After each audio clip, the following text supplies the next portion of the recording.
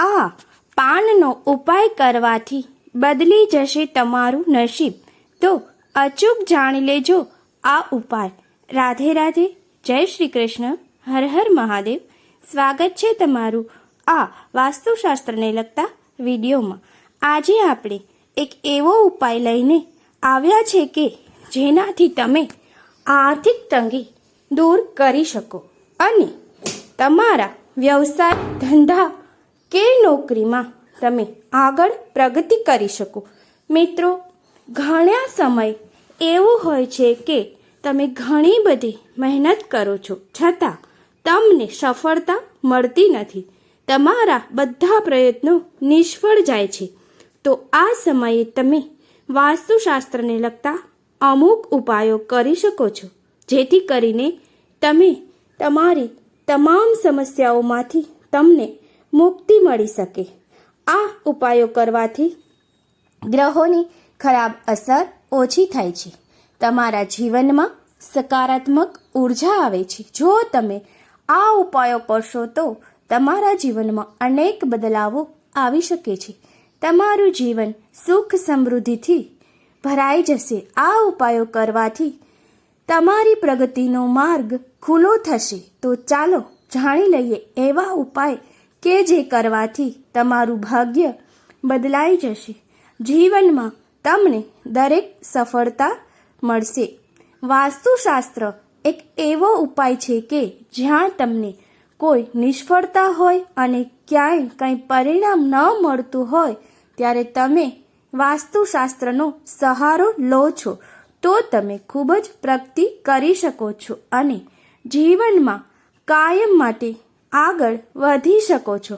અમુક એવા ઉપાયો છે કે જેને કરવાથી તમારું જીવન સંપૂર્ણ રીતે બદલાઈ શકે છે. નાની નાની વાતો અને નાના નાના એવા અચૂક ઉપાય કે જે આપણા વાસ્તુશાસ્ત્રને જોડતે શાસ્ત્ર એ આપણા જીવનને બદલી શકે તે માટે બનાવ્યા છે. તો આ ઉપાયો નિશ્ચિત રીતે આપણે કરવા જોઈએ અને એ કરવા માટે આપણે એના નિયમોનું પણ ખાસ પાલન કરવાનું છે. અમુક દિવસો, અમુક સમય અને અમુક પદ્ધતિથી જ આ કામ કરવું જોઈએ જેથી તમને તે સફળતા મળી શકે. વાસ્તુશાસ્ત્ર એવું વિજ્ઞાન છે કે જે તમારા ઘરમાં રહેલું નકારાત્મક શક્તિને ઓછી કરે છે અને જીવનમાં પોઝિટિવિટી એટલે કે સકારાત્મકતા લાવે છે જેથી કરીને પ્રગતિના પંથે તમે આગળ વધી શકો. તો મિત્રો, ચલો એક ખાસ ઉપાયોને જાણીએ કે માત્ર પાનના ઉપાય કરવાથી પણ આપણે સફળતા મેળવી શકીએ છીએ. સફળતા પ્રાપ્ત કરવા માટે તમારે સોપારી અને આ પાનને લગતા ઉપાયો અચૂક કરવા જોઈએ. તો ચાલો જાણી લઈએ વાસ્તુશાસ્ત્ર અનુસાર આ પાનના ઉપાયો. નાગરવેલના પાનનો ઉપાય. નાગરવેલના પાન એ ખૂબ જ ઉપયોગી છે. તે દ્રષ્ટિની ખામીને પણ દૂર કરે છે. ઘણા શુભ પ્રસંગમાં પણ નાગરવેલના પાનને મહત્વ અપાયું છે. આ ઉપરાંત નાગરવેલના પાન ઔષધિ તરીકે પણ ગુણકારી છે. તે આપણા સ્વાસ્થ્યને પણ સુધારે છે. જ્યારે બાળકો નાના હોય ત્યારે કફ કે શરદીમાં નાગરવેલના પાન ખૂબ જ ફાયદાકારક નીવડે છે. આ ઉપરાંત વાસ્તુશાસ્ત્રમાં પણ નાગરવેલના પાન આપણને ફાયદો અપાવી શકે છે. આ નાગરવેલના પાનનો ઉપાય કરવા માટે તમારે સૌપ્રથમ થોડું ઘી લેવાનું છે અને એમાં થોડું સિંદૂર લો. હવે તેને મિક્સ કરી લેવાનું છે. ત્યારબાદ નાગરવેલના પાનમાં તમારે સાથીઓ બનાવવાનો છે. પછી આ પાનને ઉપર તમારે એક સોપારી મૂકવાનું છે અને એ સોપારીના પાનનો ઉપર મૂકી પછી નાગરવેલના પાનને તમારે ગણપતિજીને અર્પણ કરવાનું છે. આ ઉપાય કરવાથી તમારી ખૂબ જ પ્રગતિ થઈ શકે છે.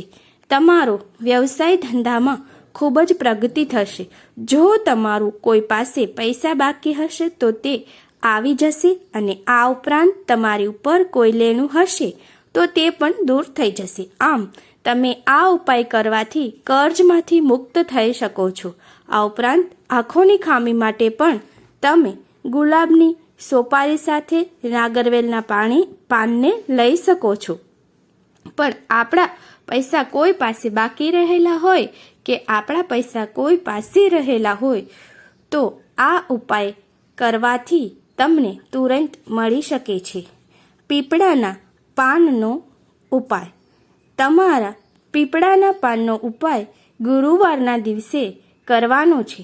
પીપળાના પાનને સૌ પ્રથમ ધોઈ અને તેને લેવાનું છે.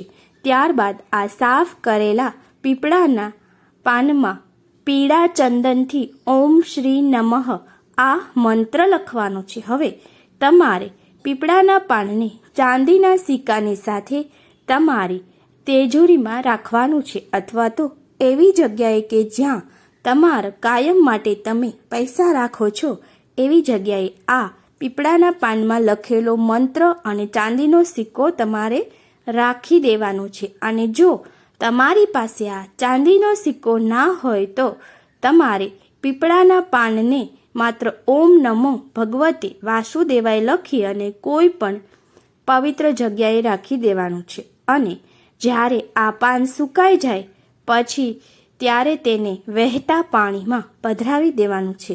જો આવું કરવાથી તમારા જીવનમાં પૈસાને લગતી ગમે તેવી તંગી હશે તે દૂર થઈ જશે. અને જે ચાંદીનો સિક્કો હોય, તમારી પાસે જો ચાંદીનો સિક્કો હોય તો આ ઉપાય કર્યા બાદ તેને તમારે તિજોરીમાં રાખી શકો છો. મિત્રો, પૈસા લેવાના હોય છે તે આવતા નથી અથવા તો દેવાનું જે હોય છે તે પૂરા કરી શકતા નથી, તો આ ઉપાય તમારે કરવાથી તમને પૈસાને લગતી ઘણી સમસ્યાઓમાંથી રાહત મળી શકશે. આમ આ નાના નાના ઉપાયો આપણને જીવનમાં ઘણી બધી સફળતાઓ અપાવી શકે છે, પરંતુ આપણે એ વાતથી અજાણ હોય છે. તો આ વાસ્તુશાસ્ત્રના નિયમો અનુસાર જો તમે પાલન કરશો તો તમે અચૂક સફળ થઈ શકશો. મિત્રો, વાસ્તુશાસ્ત્રને લગતા આવા અનેક વિડીયો જોવા માટે આપ અમારી ચેનલમાં જોડાયેલા રહેજો. આભાર. જય માતાજી, જય શ્રી કૃષ્ણ, રાધે રાધે, હર હર મહાદેવ.